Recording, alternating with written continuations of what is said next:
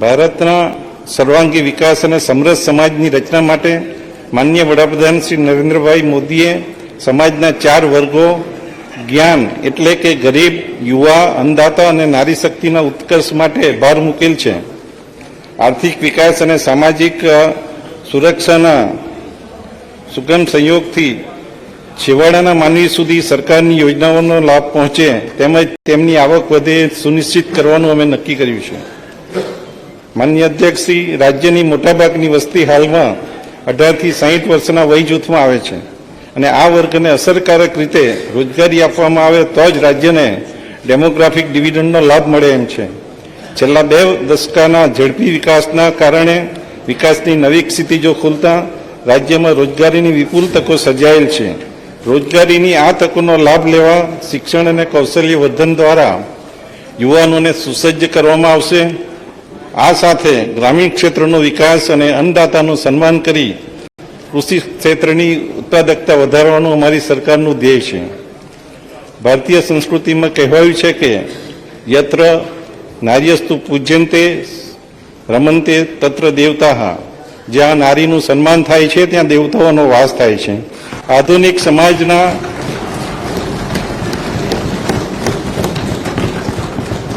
સમાજના વિકાસ માટે મહિલાઓની અગત્યની ભૂમિકા છે, જેથી દરેક ક્ષેત્રમાં તેમની ભાગીદારી સુનિશ્ચિત કરવા સરકારે વિવિધ પગલાં લીધેલ છે. માનનીય વડાપ્રધાન શ્રી નરેન્દ્રભાઈ મોદીના નેતૃત્વ હેઠળની કેન્દ્ર સરકારે નારી શક્તિ વંદન અધિનિયમ લાવી લોકસભા અને વિધાન મંડળોમાં મહિલાઓને 33% પ્રતિનિધિત્વ આપવાનો ઐતિહાસિક નિર્ણય કરેલ છે, જેનાથી મહિલા સશક્તિકરણને વેગ મળશે. મહિલાઓના પોષણ, આરોગ્ય અને શિક્ષણને સુદૃઢ કરી તેમની આર્થિક વિકાસ કરવા તેમજ તેઓને સામાજિક સુરક્ષા પ્રદાન કરવા આગામી બજેટમાં વિવિધ જોગવાઈઓમાં નોંધપાત્ર વધારો સૂચવવામાં આવ્યો છે.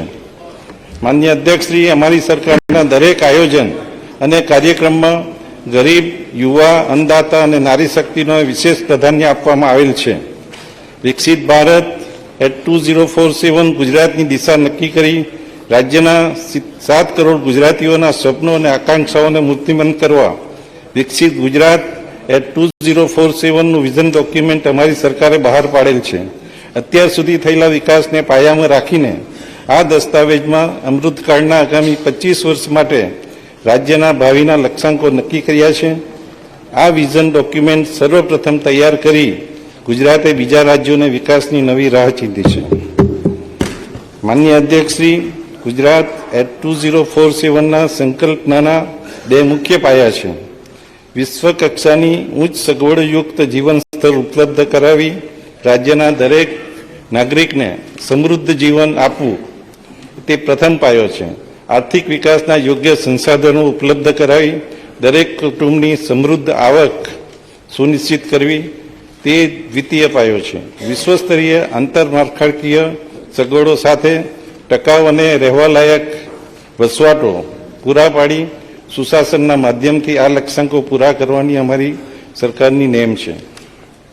માનનીય અધ્યક્ષશ્રી, સ્વસ્થ અને સશક્ત નાગરિક સમાજના વિકાસની આધારશિલા છે. વ્યક્તિના સર્વાંગી વિકાસ માટે યોગ્ય પોષણ, શિક્ષણ અને આરોગ્ય જરૂરી છે. સમૃદ્ધ જીવન માટે આ ત્રણેય પાસાઓને વિકાસના કેન્દ્રમાં રાખી નાગરિકો સાથે મળી સહિયારો પુરુષાર્થ કરવાનો અમારી સરકારનો નિર્ધાર છે. સરકારના આ નિશ્ચયને નક્કર સ્વરૂપ આપતા વિવિધ વિભાગોની પોષણલક્ષી યોજનાઓમાં નોંધપાત્ર વધારો કરવાનો સરકારે નિર્ણય કર્યો છે. ચાલુ વર્ષની અંદાજે ₹3200 કરોડની જોગવાઈ સામે પોષણલક્ષી યોજનાઓમાં આગામી વર્ષે ₹5500 કરોડની માત્ર જોગવાઈ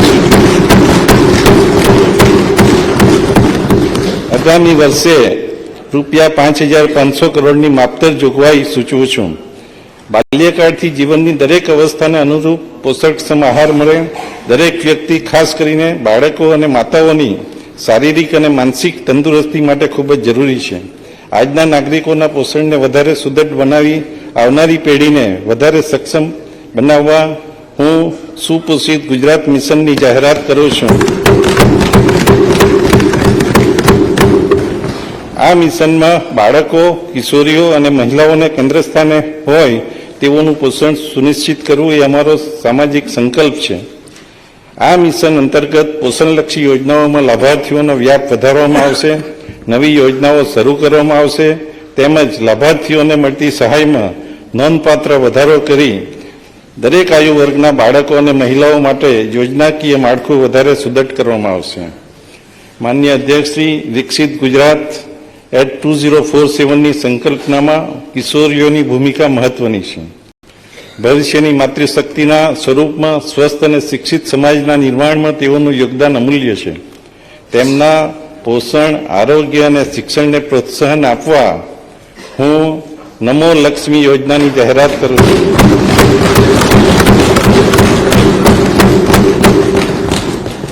સરકારી, અનુદાનિત, ખાનગી માધ્યમિક અને ઉચ્ચતર માધ્યમિક શાળાઓમાં અભ્યાસ કરનાર પાત્રતા ધરાવતી અંદાજે 10 લાખ વિદ્યાર્થીઓને ધોરણ 9 અને 10 માટે વાર્ષિક ₹10,000 તેમજ ધોરણ 11 અને 12 માટે વાર્ષિક ₹15,000ની સહાય આપવામાં આવશે. આમ આ યોજના હેઠળ 12 સુધીનો અભ્યાસ પૂર્ણ કર્યેથી કુલ 50,000ની સહાય મળવાપાત્ર થશે. માન્ય અધ્યક્ષશ્રી, નમો લક્ષ્મી યોજનાથી ધોરણ 9 થી 12ની કન્યાઓનો પ્રવેશ વધશે, તેઓ અભ્યાસ પૂર્ણ કરશે, જેથી મહિલા શિક્ષણ અને પોષણને ઉત્તેજન મળશે. વધુમાં આ યોજનાના અમલીકરણથી પ્રાથમિક શિક્ષણની જેમ માધ્યમિક શિક્ષણમાં પણ સાર્વત્રિક નામાંકન હાંસલ કરી શકાશે. આ યોજના માટે હું આગામી વર્ષમાં ₹1250 કરોડની જોગવાઈ કરું છું. માનનીય અધ્યક્ષશ્રી, સગર્ભા અને ધાત્રી માતાઓના પોષણને વધારે સુદૃઢ કરી તેમને સક્ષમ બનાવવા હું નમો શ્રી યોજનાની જાહેરાત કરું છું. આ યોજના અંતર્ગત એસસી, એસટી, એનએફએસએ, પીએમજેવાય સહિતના 11 જેટલા માપદંડોમાં આવતી સગર્ભા બહેનોને ₹12,000ની સહાય આપવામાં આવશે. આ યોજનાથી પોષણની સાથે માતા તથા નવજાત શિશુને આરોગ્ય સુરક્ષા પ્રદાન કરવામાં આવશે. આ યોજના માટે આગામી વર્ષમાં ₹750 કરોડની જોગવાઈ સૂચવી. હાલના વિવિધ પોષણલક્ષી યોજનાઓમાં નોંધપાત્ર ફેરફારો કરવાનું પણ સરકારે નક્કી કર્યું છે. દૂધ સંજીવની યોજના હેઠળ શાળાઓમાં અપાતા દૂધમાં ફેટનું પ્રમાણ 1.5%થી વધારે 4.5% કરવામાં આવશે. તેથી દરેક લાભાર્થી બાળક અને મહિલાઓને અઠવાડિયામાં 5 દિવસ દૂધ આપવામાં આવશે. પીએમ પોષણ યોજના અંતર્ગત શાકભાજી, મરી મસાલા તેમજ ગોળ વગેરે માટે અપાતી વિદ્યાર્થી દીઠ સહાયમાં 60% જેટલો વધારો કરવાની હું જાહેરાત કરું છું. પીએમ પોષણ યોજના અંતર્ગત ચાલતી મધ્યાહન ભોજન યોજનામાં ભોજનની ગુણવત્તા વધારવા વિવિધ સ્વૈચ્છિક સંસ્થાઓના સહયોગથી ચાલુ કરેલ વ્યવસ્થાના સારા પરિણામ મળેલ છે. આ વ્યવસ્થાને આગળ વધારતા 78 આદિજાતિ અને પછાત તાલુકાઓમાં સેન્ટ્રલાઇઝ કિચનનું આયોજન કરવામાં આવશે. આ તાલુકામાં આવેલ સરકારી અને અનુદાનિત માધ્યમિક શાળાઓમાં પણ સેન્ટ્રલાઇઝ કિચન મારફત મધ્યાહન ભોજન યોજના તબક્કાવાર અમલ કરવામાં આવશે. માનનીય અધ્યક્ષશ્રી, 3 થી 5 વર્ષના બાળકો માટે આંગણવાડીમાં પૂર્વ પ્રાથમિક શિક્ષણ ઉપરાંત પોષણક્ષમ આહાર આપવામાં આવે છે. આંગણવાડીઓને વધારે કાર્યક્ષમ બનાવવા હાલની વ્યવસ્થામાં નોંધપાત્ર ફેરફાર સાથેની ₹1800 કરોડના ખર્ચે અમલી બનનાર આંગણવાડી 201